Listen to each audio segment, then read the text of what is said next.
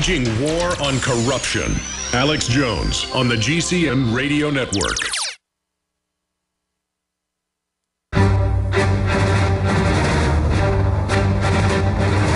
Big Brother, mainstream media, government cover-ups. You want answers? Well, so does he. He's Alex Jones on the GCN Radio Network. And now, live from Austin, Texas, Alex Jones. Well, the efforts to contain Ebola are in a complete state of chaos. That's the headline on Infowars.com. And right under that, the New York Times says the CDC says their computer models show between 500 and 50,000 on the low end getting it in the next 4 months, and 1.4 million on the high end. Top German virologist said 2 weeks ago, 5 million by year's end. I don't know, but this certainly has got to be 20, 30, 40 times bigger than any other outbreak ever. This is just getting absolutely crazy. Oh, boy. And if you're a radio listener, we're putting everything we say up on screen for TV viewers. Free streams at Infowars.com/show. Let's go ahead and talk to John in Oklahoma. John, you're on the air. Thanks for calling. Yeah, Alex, good to hear you on the air on a local program now for a change. Yeah, I should have plugged that. You're listening on 1640 AM KZLS. And I should have asked, do they carry this little 5-minute no man's land segment? Yeah, it's got some good guests like yourself on there, you know.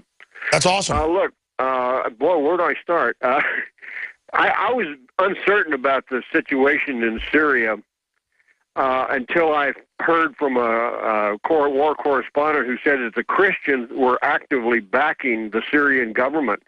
And I said, wow, you know, these people only can find some kind of protection and justice under a secular government, which, unfortunately, our president is trying to destroy all the secular governments in the Middle East, starting with Libya and then Egypt and now Syria, and replace those with the fundamentalist, radical, murdering type people that are running this. They really are crazed-eyed head choppers. Yeah. I just don't understand it. Now we're going to what? Continue to give arms to the rebels in the Syria conflict? You know, what we should be doing is backing away and start arming the Christians in the Middle East and let them. I agree. We should arm whoever is being attacked and whoever the underdog is. And that's what America used to do. I mean, it is so immoral to be in there trying to overthrow Assad when he had been trying to democratize and work with us. And I'm not saying he's an angel. He was a good guy compared to Gaddafi, and then Gaddafi was a good guy compared to Al-Qaeda. I mean, why would our government try to overthrow Egypt, too? Why do they want to put these people in charge? Yeah, well, you know, life is cheap in the Middle East. You can have somebody killed for $200. You can buy somebody's teenage daughter for $500. So these people live on a whole different a paradigm than we do. You know, they just don't respect life in the Middle East for the most part. Also, I'm reading a book currently by, what's his name? The Minnesota ex-governor. You know what I'm Ventura. What? Ventura, yeah, Jesse Ventura. American Conspiracies. And it's absolutely got my hair standing on end in my back of my head because the CIA, ever since its creation, has been involved within this country in numerous conspiracies. The JFK assassination, the Martin Luther King assassination, the Malcolm X assassination, any number of other activities that are nefarious, that are against the law. The CIA has got blood on their hands all the way up to their elbows on that. No, that's right. And then they tried to assassinate Ventura's character with the made-up Chris Kyle thing that he said that Ventura was glad SEALs died and knocked him out. So Ventura sued him and said, where's your witnesses? And he didn't have any, and he lost a jury trial. And then people said, oh, how dare you sue a widow because Kyle got killed. It was an insurance policy with News Corp.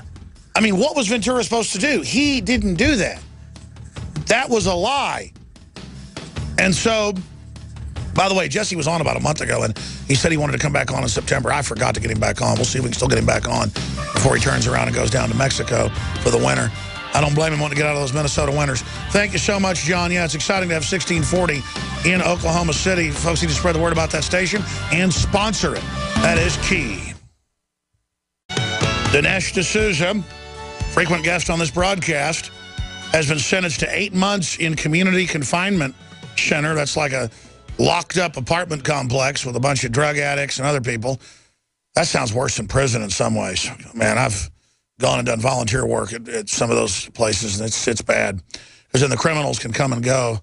$30,000 fine and therapeutic counseling, brainwashing, about how evil it was that he got 4 of his friends together to give money to a Senate candidate that he'd been friends with in college.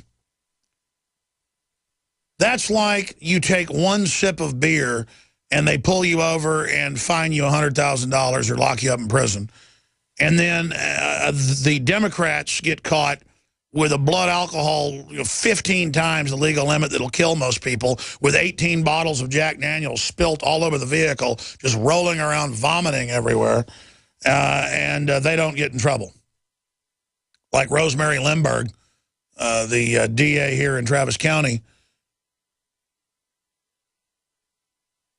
It's just unbelievable how this happened.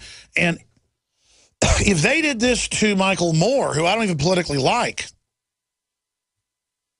I would be against it and worried. I mean, they are politically looking for any petty thing with this Justice Department to go after people. And D'Souza went ahead and pled guilty and said, yeah, I guess I should have done this better. I should have formed a political PAC and got my friends to give, but it was like $30,000. Look at the IRS going after the Tea Party, all of it. And MSNBC cheerleads it and says, yeah, they're racist, shut them down. It's so creepy. Therapeutic counseling. That's like whenever they tried to put Tom DeLay in jail in Texas for illegal PAC. Took him 5 years to beat it, but he beat it. It was all fake. And I'm not even defending Tom DeLay, a mainline Republican warmonger, globalist. But he's not anti-gun. He wasn't pro-abortion, so he was seen as an enemy by these people. And so that is all about a chilling effect. Tom DeLay's conviction overturned by Texas court. But you know what? It sure kicked him out of Congress. See, they don't want you to make a libertarian film or write a book. They don't want you to have a conservative PAC to get people elected to Congress. They're going to come after you, and they're going to get a grand jury that would indict a ham sandwich to do it. They'll do whatever dirty trick they need to. They are a clear and present danger. Look at this article. Barack Obama on ISIS combat. This is not America's fight alone. They got the French and others involved, just randomly bombing a few pieces of equipment. It's fake. And then, quote, giving $500 million to the good rebels, that is Al-Qaeda. And John Boehner, the guy that's for open borders and Obamacare, he funded that last week, says that ISIS or ISIL is a direct threat to the safety and security of the United States and our allies. Republican House Speaker John Boehner said in a statement after Obama's Tuesday morning remarks on the situation, quote, I support the airstrikes launched by President, understanding this is just one step in what must be a larger effort to destroy and defeat this terrorist organization. I wish our men and women in uniform Godspeed as they carry out this fight. You mean piloting the drones? And, of course, the White House picks the targets. Did you hear that last week? We will work with you, Obama, and we will attack you when you need us so you can take your liberties. But you will never strike any of our real people. We may put some units of idiots out on the desert top and let you know where they be. But it is preferential you not even kill them. And I've watched all these videos. There'll be no one around the vehicles, no heat signatures. It looks like some old Toyota truck. And they're like, yeah, we're bombing them. Fake, fake, fake, fake, fake. On record. That's what's crazy. We're going to give them $500 million on top of the billions because they're the good rebels. There are no good rebels. The Pentagon has said that. The Pentagon doesn't like this. General Dempsey was hopping mad in there last week. And they're like, well, nobody, there's no Arab allies. None of our allies give them weapons, right, General? And he goes, no, our allies do give them weapons. Our weapons. We give weapons to Saudi Arabia, they give it to them. Totally staged. And are we sophisticated enough to get it? I don't know. I don't know. The answer to this intimidation, the answer to this chilling effect, the answer to the NSA with a fine-tooth comb going over everything anybody who's got an American flag in their yard's doing. Literally, that's who they say the enemy. Veterans being harassed, conservatives, gun owners, pro-lifers, Christians. The answer to their conquest of our free speech is to double down and become even more aggressive and to speak out and not let the chilling effect work. Because if the chilling effect they're trying to push works, it's all over. It's that simple. And the good news is the chilling effect has not been working. Every metric shows that the Democrats have about a 25% approval rating. Congress has a 7% overall. Obama's got like a 30%. They're all just a big, giant joke, and people see through it, and it's not working. Besides, we don't need the cowards that get scared of this and think climbing under a rock's going to keep them safe. The real men start standing up, and the real women start standing up when the real tyranny manifests itself. People aren't really scared. They've been lazy. They haven't been sure. Now that it's gotten so obvious, talk about a clear and present danger.